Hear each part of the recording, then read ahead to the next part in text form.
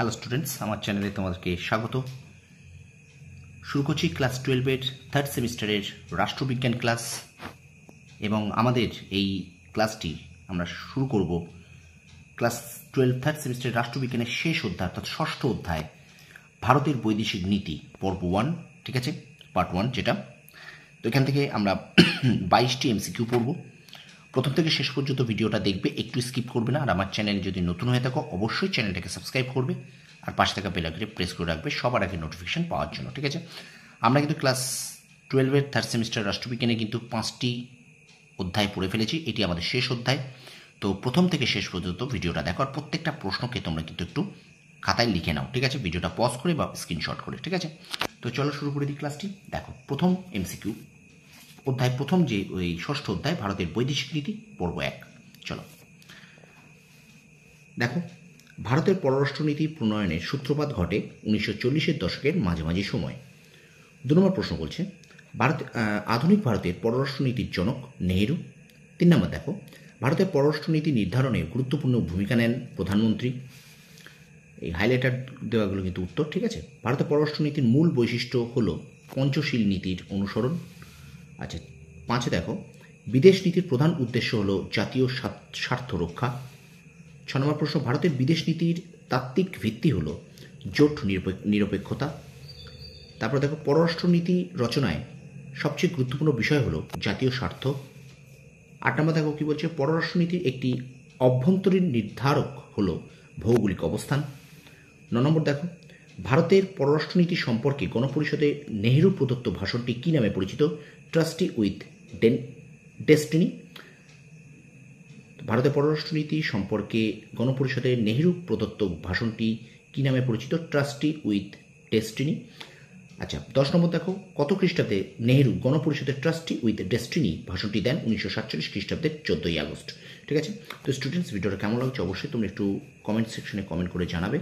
আর আমার চ্যানেলে যদি নতুন হয়ে থাকো অবশ্যই চ্যানেলটাকে সাবস্ক্রাইব করো, পাশে থাকা বেল আইকনে প্রেস করে রাখো, ঠিক আছে। প্রত্যেকটা প্রশ্ন কিন্তু ভীষণ গুরুত্বপূর্ণ। পরীক্ষা কিন্তু দোরগোড়ায় চলে এসেছে আর একটু কিন্তু ফাঁকি দেওয়ার কাজ এখন আর নেই। সুতরাং তোমরা কিন্তু এবার উঠে পড়ে লেগে থাকো, ঠিক আছে। সুতরাং 40-45 দিনের পরীক্ষা বাকি আছে। প্রত্যেকটা প্রশ্ন ইম্পর্টেন্ট, রিভিশন দিতে হবে। নতুন অনেকে যারা সিলেবাস শেষ করতে পারোনি তাদেরকেও বলবো যে নতুন পড়ার পাশাপাশি রিভিশনটাও কিন্তু দিতে হবে, ঠিক আছে। চলো আমরা ভিডিওটা কন্টিনিউ করি। এবার দেখো বলছে, গুজরাল ডক্ট্রিন কোন দেশের প্রাক্তন প্রধানমন্ত্রী কর্তৃক গৃহীত পররাষ্ট্রনীতি? উত্তর হবে ভারত। 12 দাগ দেখো, রাষ্ট্র পরিচালনার নির্দেশমূলক নীতির 51 নম্বর অনুচ্ছেদ অনুযায়ী বলা হয়েছে, অপশান ক হবে উত্তর, বিশ্ব শান্তি ও নিরাপত্তা রক্ষার কথা। আচ্ছা, সার্ক একটি আঞ্চলিক সংগঠন। সার্ক গঠিত হয়েছে দক্ষিণ এশিয়ার দেশগুলির দ্বারা। সার্ক গঠনের ব্যাপারে সর্বপ্রথম যে রাষ্ট্রটি উদ্যোগ নিয়েছিল সেটি হলো বাংলাদেশ। 16 দাগ দেখো, সার্ক প্রতিষ্ঠিত হয় 1985 খ্রিস্টাব্দে। 17 নম্বর, বর্তমানে সার্কের সদস্য সংখ্যা হলো 8। 18 দাগ দেখো, দক্ষিণ এশীয় আঞ্চলিক সহযোগিতা সংস্থা বা সার্কের সনদ স্বাক্ষরিত হয়েছিল 1985 খ্রিস্টাব্দের 8 ডিসেম্বর। পরের প্রশ্ন দেখো, সার্কের স্থায়ী সচিবালয় অবস্থিত কাঠমান্ডুতে। পরের প্রশ্ন দেখো, নেইবারহুড ফার্স্ট পলিসি ভারতের পররাষ্ট্রনীতির গুরুত্বপূর্ণ অঙ্গ হয়ে ওঠে 2014 সাল থেকে।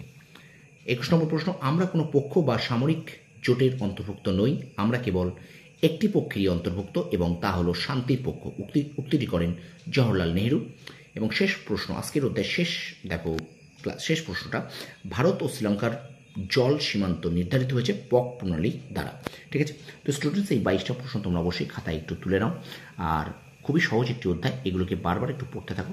আমি বারবার বলছি, তোমাদের যেগুলো শেষ হয়ে গেছে, যে অধ্যায়গুলো পড়া হয়ে গেছে, সেগুলো তোমরা নিশ্চয়ই এতদিন ধরে রিভিশন দিয়েছো। দেখো, রিভিশন যত দেবে তত কিন্তু তোমার এমসিকিউ করে আসতে পারবে, কারণ এমসিকিউ তোমাদের কিন্তু 5-7 রকমের পড়বে, ঠিক আছে। তো সুতরাং শুধু এমসিকিউ এই এমসিকিউ ছাড়াও কিন্তু এখান থেকে কিন্তু শূন্যস্থানপূর্ণ এমসিকিউ, তারপরে সত্য মিথ্যা বিবৃতি, ডায়াগ্রাম, এইগুলো কিন্তু তোমাদের এইভাবে কিন্তু এমসিকিউ তোমাদের দেবে, ঠিক আছে। তো ভিডিওটা একটু বেশি করে শেয়ার করে দাও আর অবশ্যই একটু কমেন্ট করো আর লাইক করো, তোমার বন্ধুদের মাঝে বেশি করে শেয়ার করো।